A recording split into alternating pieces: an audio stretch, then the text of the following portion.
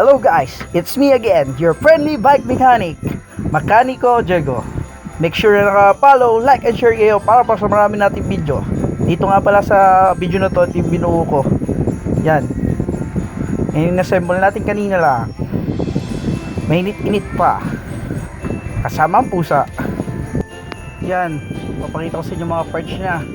Simula na sa saddle, yan. Nakita nyo naman. Crank niya, Clarice. Shimano 9-speed na chain, Clarice RD, Clarice FD. Tapos cards niya is Shimano Red na 9-speed. Yan, tapos naka FD 200 siya. Clarice din yung shifter niya. Pang gravel. 2x9, yan. Tapos yung hub siya dito is yan, yung hub siya dito is tangke. Yan, makikita nyo yung setup siya. Solid yung setup na to, ganda. Pwede. Punta sa kabilang view.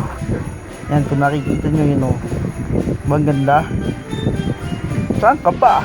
Subscribe na. Merry Christmas pala sa mga solid dating followers dyan. Merry Christmas. Until next time. See you sa next video. Salamat.